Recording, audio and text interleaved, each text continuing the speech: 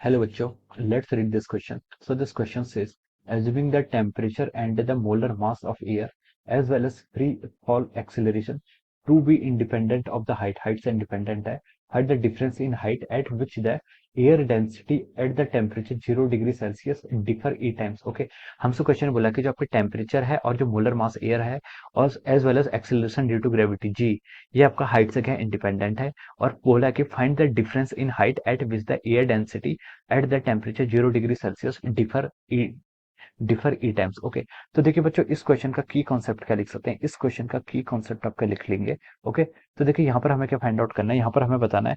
देखिए हमें यहाँ पर क्या बताया, हमें यहाँ पर ये बताया कि जो आपका हाइट है, ये लिखा find the difference in it, height और डेंसिटी, डेंसिटी का और हाइट का यहाँ पर फंक्शन हमें फाइंड आउट करना है। ओके, यहाँ पर हमें पता करना है density as a function of height. Okay, और इस क्वेश्चन का की कॉन्सेप्ट आप क्या लिख सकते हैं, बैरोमेट्रिक फॉर्मूला। क्या लिख सकते हैं, बैरोमेट्रिक फॉर्मूला क्या है इस क्वेश्चन का आपका की कॉन्सेप्ट है। ओके, देखिए बैरोमेट्रिक फॉर्मूला होता क्या आपका, बैरोमेट्रिक फार्मूला आपका क्या बताता है, प्रेशर का बैरोमेट्रिक फार्मूला लिख सकते हैं उसके। Okay, this is our barometric formula लिख सकते हैं या फिर आप बैरोमेट्रिक इक्वेशन लिख सकते हैं। ओके, बैरोमेट्रिक इक्वेशन आपको डेंसिटी का क्या बताती है, आपको बैरोमेट्रिक इक्वेशन क्या बताती है, आपको हाइट के फंक्शन में क्या बताती है, आपको हाइट के फंक्शन में डेंसिटी आपकी कैसे वेरी करती है ये बताती है। Okay, this is our barometric equations. Okay, तो देखिए बच्चों अब हम क्या करते हैं, इसको सॉल्व करते हैं।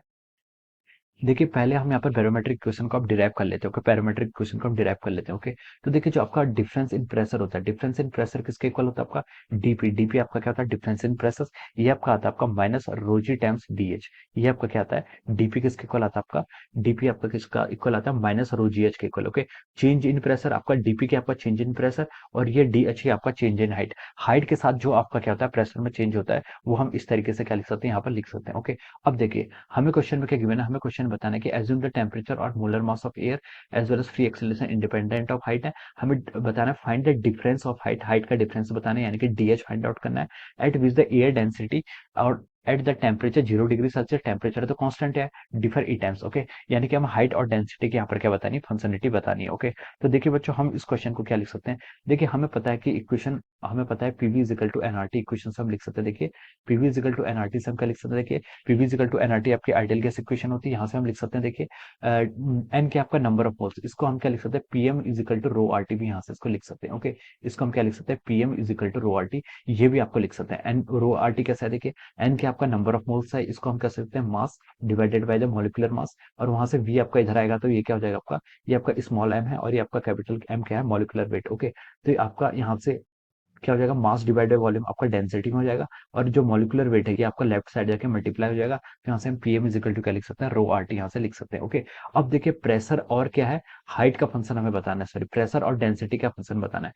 Find the difference in height eight which the air density हमें बताना है। ओके, तो देखिए आपका प्रेशर भी हाइट का फंक्शन है और डेंसिटी भी हाइट का फंक्शन है, तो हम क्या करेंगे, यहाँ से पी और रो के बीच का रिलेशनशिप फाइंड आउट करेंगे। ओके, इनका वेरिएशन देखेंगे तो हम क्या लिख सकते हैं, देखिए P is equal to over rho R T divided by M. Okay, इसको हम डीपी चेंज करेंगे तो डीपी किसके इक्वल होगा, देखिए आर कांस्टेंट है, टेम्परेचर भी इंडिपेंडेंट है, मॉलिक्यूलर मास भी इसमें क्वेश्चन बोला इंडिपेंडेंट है, डीपी और डीरो की आपकी क्या आ गई यहाँ से ऐसी रिलेशनशिप हमें क्या यहाँ पर पता चल गई। ओके, तो this is our dp by d rho की हमें रिलेशनशिप पता चल गई। ओके, तो देखिए make it equation number second, इस हमने इक्वेशन नंबर सेकंड बोल दिया और ये आपकी क्या है, इक्वेशन नंबर फर्स्ट है। ओके, तो देखिए अब हम क्या करते हैं, इक्वेशन वन और इक्वेशन टू को क्या कर लेते हैं, ये आपकी इक्वेशन वन और इक्वेशन टू का लेफ्ट हैंड साइड तो इक्वल है तो हम इनको सीधे इक्वेटी कर लेते हैं। ओके, तो यहाँ से कितना हो जाएगा, देखिए माइनस रोजी डी एच यानी कि चेंज इन प्रेशर, ये किसके इक्वल आ गया आपका, R T times d rho divided by our molecular, ये क्या आपका एम, ये क्या आपका मॉलिक्यूलर वेट। ओके, यहाँ से हम इसको ऐसे लिख सकते हैं। ओके, यहाँ से आपकी कोई टर्म कैंसिल हो रही है, यहाँ से आपकी कोई टर्म कैंसिल नहीं हो रही। ओके, तो हम क्या लिख सकते हैं, देखिए D rho by row,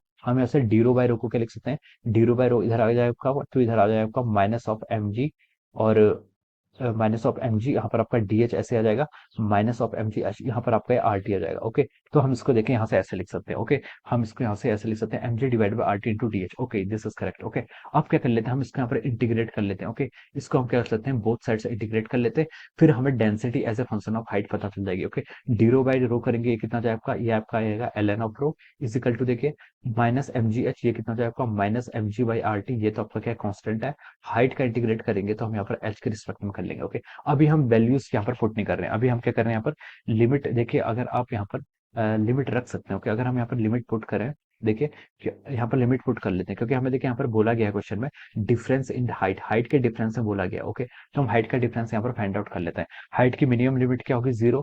maximum limit ये आपका dh. Okay, this is our dh. यहाँ पर हमने लिमिट पुट करनी थी। ओके, हाँ यहाँ पर हम लिमिट पुट कर लेंगे। ये आपका इंटीग्रेशन नहीं, this is just our limit. यहाँ पर हम लिमिट पुट कर रहे हैं, तो ये आपका क्या हो जाएगा? यहाँ पर आपका ये एच हो जाएगा। ओके, ये आपका एच ही है, हमने इसको इंटीग्रेट कर दिया लिमिट। ओके, ये आपका एच है। यहाँ पर देखिए मैं बता रहा हूँ 0 से एच आपने यहाँ पर लिख ली लिमिट। और इसकी देखिए इनिशियल जो आपकी ग्राउंड पर डेंसिटी थी वो रो नॉट एज्यूम कर लीजिए, और किसी हाइट पर इसकी रो हो जाएगी। ओके, तो 0 से एच यहाँ पर हम लिमिट पुट कर रहे हैं डायरेक्ट, ये आपकी रो नॉट से रो। ओके, अब देखिए यहाँ से लिमिट पुट करेंगे तो क्या आएगा? देखिए ln of rho by rho not हो जाएगा। यहाँ पर पुट करेंगे तो रो, देखिए ये क्या हो जाता है आपका ln ln ए वाई भी क्या लिखते हैं हम? ln ए माइनस ln भी लिखते हैं। ओके, तो यहाँ से जाएगा ln rho minus ln of rho not, तो मैंने इसको डायरेक्ट लिख लिया ln of rho by rho not. Okay, यहाँ से हम इसको ऐसे लिख सकते हैं। ये कितना हो जाएगा आपका? देखिए minus M g by R T आपका यहाँ पर कॉन्स्टेंट हो गया।